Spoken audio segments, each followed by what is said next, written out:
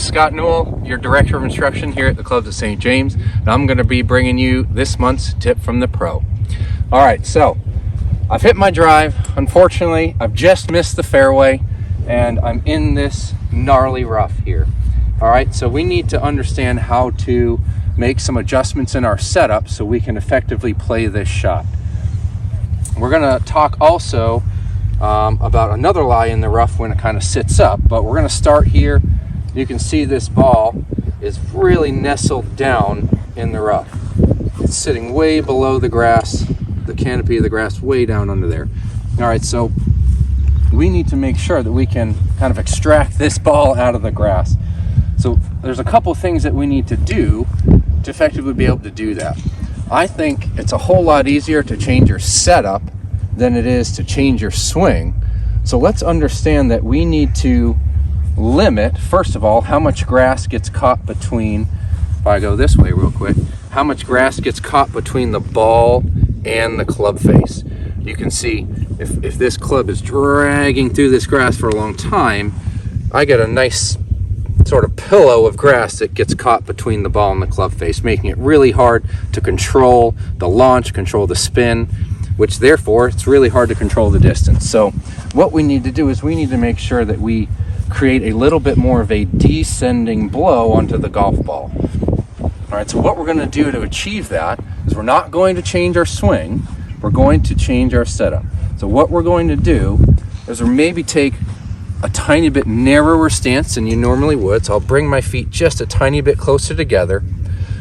So that's number one. Number two, I'm going to just put the ball ever so slightly further back in the stance than I normally would. If I normally play this in the middle of my stance, I'm just going to move it maybe a half a ball further back, at most one ball behind the center of my stance. Okay, and the last adjustment I'm going to make is I'm going to just lean a little bit into my left side. Okay, by doing these three things, by moving the ball a tiny bit further back, by creating a little bit narrower stance, and by shifting a tiny bit more weight, maybe 5% left, 5-10% left on my front foot, I'm going to create this nice descending blow into the golf ball to create a nice high shot out of the rough, as high as I can get it, and limit how much grass I get between the club face and the ball. All right, so let's go ahead and make this adjustment. All right, narrower stance, lean a little left, and ball a little bit further back. Just take my normal swing. All right, ball comes out. Okay, good. So if we're looking to, that's the first goal, is to get it out of this gnarly stuff. The next thing that we need to understand is, well, what is it going to do to the distance? Okay, so because there's so much grass in here, we can't really choose, let's say, a low lofted club like a hybrid or a fairway wood. We're going to really look to select maybe an 8-iron, a 7-iron, even a 9-iron if the lie is really, really bad. So if it's the worse the lie is, the more it's sitting down, the more loft we need to get the ball up and out of this grass, launching it up and out of there. So I've selected an 8-iron here. Maybe normally from this distance I would hit a 7-iron, so I'm going to hit an 8-iron. And the only other adjustment I might make to give me a little bit more help is to open the face. Okay, what tends to happen when this club starts getting into the grass here is it wants to close it. Okay, so it tends to de-loft it and it comes out low and left.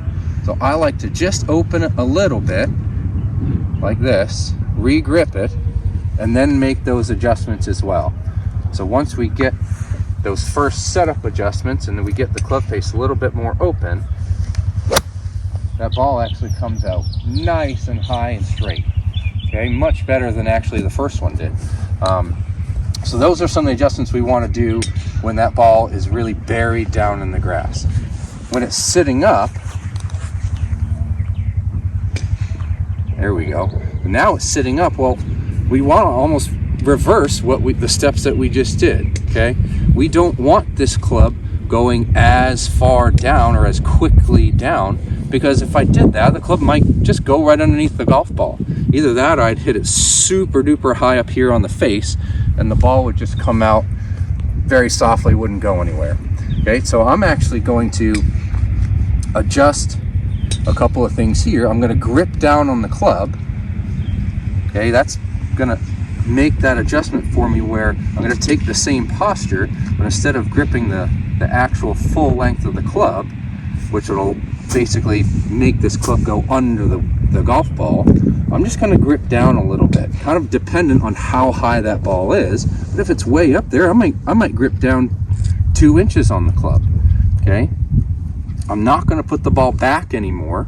I want maybe a little bit wider stance, ball even a touch more forward, so I can kind of just pick it right off of the top of the grass there. Okay, same thing with as far as facing. We don't need to make a whole lot of changes there because there's not going to be a whole lot of grass interacting, but understand that in terms of the launch and the flight of the ball, it will want to come out quite high. Okay, so now we might take slightly more club since we're gripping down quite a ways. So instead of maybe a 7-iron in this instance, I'll grab a 6-iron. I'm going to hit this 8-iron since I got it in my hand, but potentially to get the ball to go the same distance, I would maybe grab this 6-iron. Okay, so let's see if we can do that. A little bit wider stance, ball a little bit more forward, weight nice and evenly distributed, and I'm just going to grip down on the club. Okay, make my normal swing.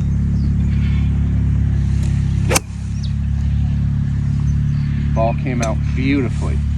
All right, no issue on contact there, super straight. So if you can understand how to adjust your setup to hit this shot, you'll have a whole lot more success. Thanks for tuning in, guys. I'll catch you next time, and if you like these tips, be sure to sign up for a private lesson or some of my clinics. We'll catch you next time. Bye.